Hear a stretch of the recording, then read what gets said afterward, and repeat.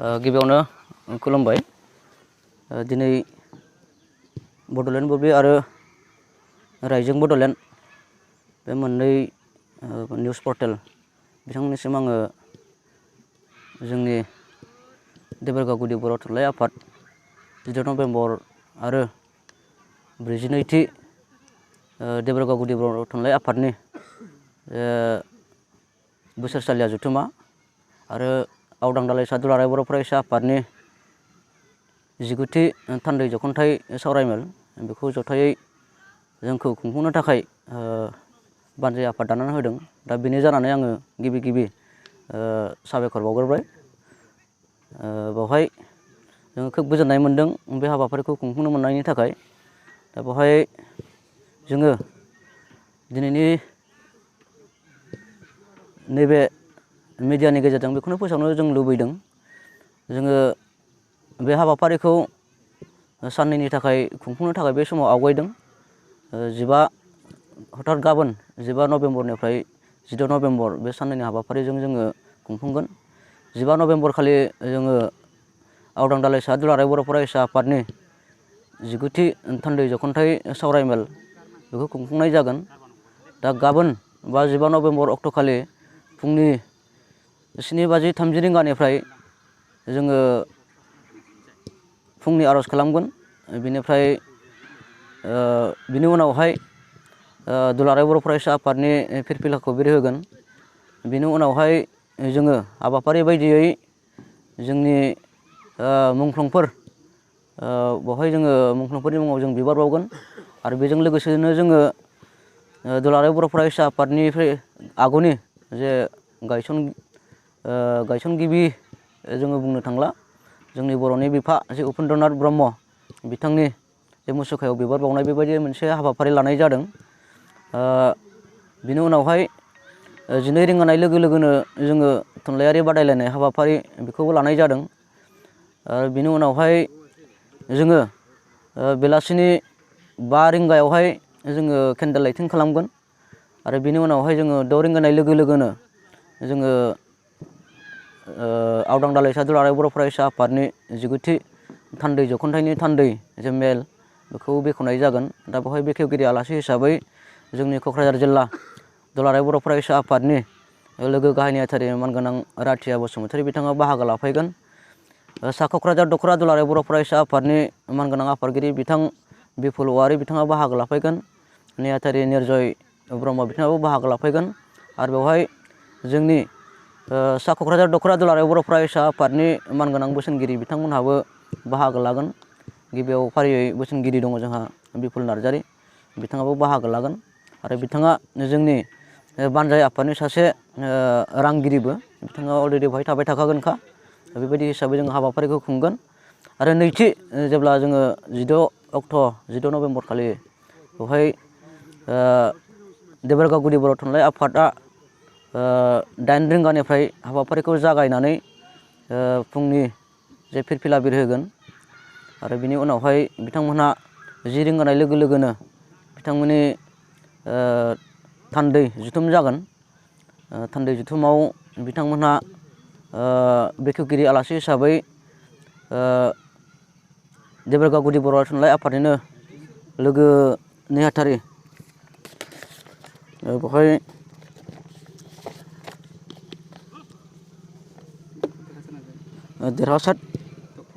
Doctor देरहासात नार्जारि बिथाङा बाहागो लाफैगोन आरो थान्दै मेल जोबखांनाय लोगो लोगोनो बर' थुनलाइ आफाद आरो देबोरगाव गुदि बर' थुनलाइ आफाद आरो आवदां दालाइसा दुलाराय बर' फरायसा आफाद जथायै बेवहाय 1 रिंगानाय लोगो लोगोनो गेवलां मेल जागोन। ओमफ्राय गेवलां मेलाव गाहाय आलासि महरै जोङो मोननो हादों बेसिक ट्रेनिं सेन्टारनि क'क्राझारनि मानगोनां जोंहा सोमदोन ब्रह्म बिथां सारखौ जों लोगो मोननो हादों आरो बेवहाय थांखिजानाय बुंथिगिरि हिसाबै दुलाराय बर' फरायसा आफादनि सुबुं फोनांजाब नेहाथारि सोमदोन ब्रह्म बिथांखौ जोङो मोननो हादों आरो बेवहाय दुलाराय बर' फरायसा आफादनिफ्रायनो क'क्राझार जिल्लानिफ्राय जोङो मनजित दैमारि बिथांखौबो जोङो थांखिजानाय आलासि हिसाबै बा बुंथिगिरि हिसाबै जों बिथांखौबो मोननो हादों आरो बेवहाय जोंनिनो लकेलनि MLA सानजा क'क्राझार बियाबनि मानगोनां लरेन्स इस्लारि साराबो बेवहाय थांखि जानाय आलासि हिसाबै बा माननि आलासि हिसाबै बिथाङा बाहागो लाफैगोन। बेबायदि हिसाबै जोंनि प्रग्रामा जागोन आरो जोङो बेलासिनि 4 रिंगानाय लोगो लोगोनो जोङो जोंनि जे हाबाफारिखौ फोजोबगोन। बिनि उनावहाय जोङो जोंनि थुनलाइयारि बादायलायनाय हाबाफारि बे हाबाफारिनि माखासे बान्थाफोरखौ 4 बाजिनाय लोगो लोगोनो बे हाबाफारिखौ जोङो खालामनाय जागोन। थुनलाइयारि बादायलायनाय बे हाबाफारिनि जे बान्था बेखौ जों 4 रिंगानाय लोगो लोगोनो जोङो बे हाबाफारिखौ खुंफुंगोन आरो बान्थाखौ राननाय जागोन। नोंथांमोननि हाबाफारियाव साफ्रोम रायजो राजाफोरखौ मा खावलायहरनो सानो?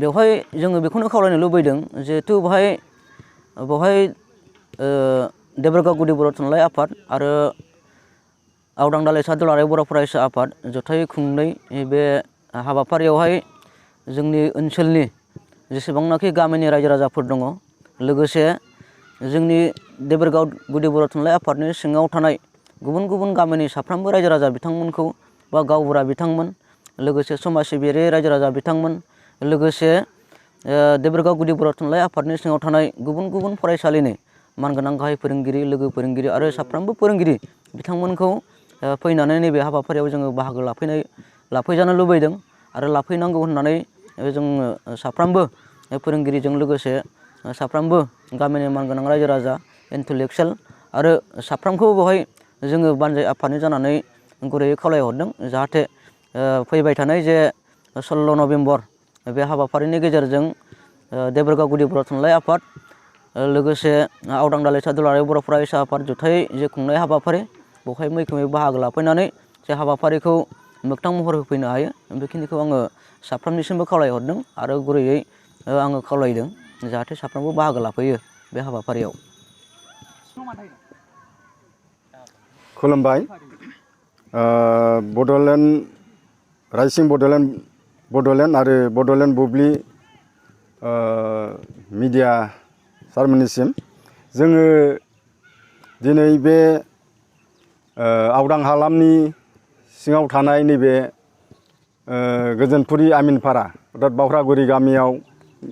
बावख्रागुरि गामिनि गेलेग्रा फोथाराव जोङो देबोरगाव गुदि बर' थुनलाइ आफाद 42थि बोसोरसालिया जथुम्मा, लोगोसे आवदां दालाइसा दुलाराय बर' फरायसा आफादनि 19थि बोसोरसालिया जथुम्माखौ जोङो जयैनो आवदां हालामनि माखासे रायजो राजाफोरखौ लानानै जोङो बे 16 नभेम्बर जे बर'नि मोनसे गोथार गायसनथाइ सान बेखौ जोङो माखासे बानजाय आफादनि हेफाजाबाव जोङो दिनै खुंनो साखाफारा जाबाय। दा जोङो बर' थुनलाइ हिसाबै बेखौनो फोरमायनो सानदों जे जोङो गोदो गोदायनिफ्रायनो जिहेथु एबसु आरो बर' थुनलाइ आफाद बे मोननै माहारियारि आफादा जिहेथु एंगारनो हायै सोमोन्दो दं। बेनिखायनो दिनै देग्लायनि बे देबोरगाव गुदि बर' थुनलाइ आफाद आरो आवदां दालाइसा बर' फरायसा आफादजों जथायै जोङो बे मेलखौ खुंनो लाहार फाहार खालामनाय जादों। हांख्रायजानाय आलासि महरै सोर सोर बाहागो लाफैगोन सार नैबे हाबाफारियाव? हांख्रायजानाय आलासि हिसाबै जोंनि गेजेराव नुजाथिफैनो हागोन। जोङो खावलायनाय बादियै मानगोनां सोमदोन ब्रह्म गोरायुं बेसिक ट्रेनिं सेन्टारनि, लोगोसे थांखिजानाय बुंथिगिरि मानगोनां मुस्रि सोमदोन ब्रह्म, सुबुं फोनांजाब नेहाथारि एबसु, लोगोसे मुस्रि मनजित दैमारि KDC एबसु, जोङो बिथांमोनखौ आलासि हिसाबै हांख्रायदों। आरो बे गेवलां मेल समाव जोंहा जोंनिनो लकेलनि मानगोनां MLA लरेन्स सार बिथाङाबो जोंनि गेजेराव गेवलां मेलाव फैगोन। जोङो बे समाव गासै रायजो राजाफोरखौ हांख्रायहरदों जे देग्लायनि बे बर' थुनलाइ आफादजों लोगोसे आवदां दालाइसा आफाद एबसुनि बानजायनायाव जाहाथे गासै जोंनि देबोरगाव गुदि बर' थुनलाइ आफादनि बेन्दोङाव थानाय मानगोनां इन्टेलेक्सुवेल गावबुरा सेक्रेटारि बिथांमोना माखासे बेसेन गोसा समखौ दोननानैब्लाबो जोंनि बे देबोरगाव बर' थुनलाइ आफादनि 42थि आरो आवदां दालाइसा दुलाराय बर' फरायसानि 19थि बोसोरसालिया जथुम्मायाव लैहोर लैहोर बाहागो लाफैयो। आं बेखौनो आवदां हालामनि सासे देबोरगाव गुदि बर' थुनलाइ आफादनि लेङाइ आफादगिरि जानानै आङो रायजो राजाफोरखौ गुरैयै खावलायहरनाय जादों। नोंथांमोनहा नैबे हाबाफारिनि गेजेरजों मोनसे थान्दै साफ्रोम रायजो राजाजों मोनसे थान्दै महरै हांख्रायदों। लोगोसे बे थान्दैयाव मा थांखि बा मा खामानि मावनो होननानै सानगासिनो? बे बेलायावहाय जोङो जोंनि बर' थुनलाइ आफादा दासिमाव जोङो बेसेबां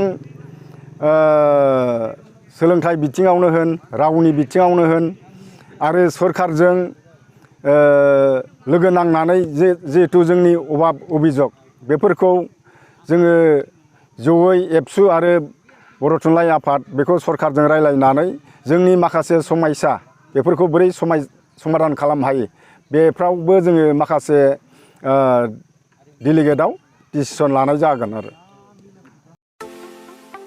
सना रुफा आरो हिरानि जुवेलारि गाननो मोजां मोनग्रा सुबुंफोरनि थाखाय गोजोनथाव खौरां। दासान्दि फुजा बोथोरखाय खम बेसेनाव फानगासिनो MSCB जुवेलार्सआव सना रुफा आरो हिरानि समायना रमायना जोंख्लाबनाय जुवेलारिस। MSCB जुवेलार्सआव मोननो हागोन राजकोट जुवेलारि, कास्टिं जुवेलारि, कलकाता जुवेलारि, मेसिनजों बानायनाय जुवेलारि आरो आखाइजों बानायनाय जुवेलारि। लोगोसेनो हाबा हुखायाव गाननो थाखाय सना आरो हिरानि समायना जुवेलारिसफोरखौबो मोननो हागोन। MSCB जुवेलार्सआनो दं क'क्राझार सहरजों नांजाबनाय क'क्राझार रेल गेटनि साखाथि वार्ड नं 5 बिबेकानन्द फर्टआव। MSCB जुवेलार्सजों थोंजोङै जगाजग खालामनोबो हागोन 9954273079 जानबुं अनजिमायाव।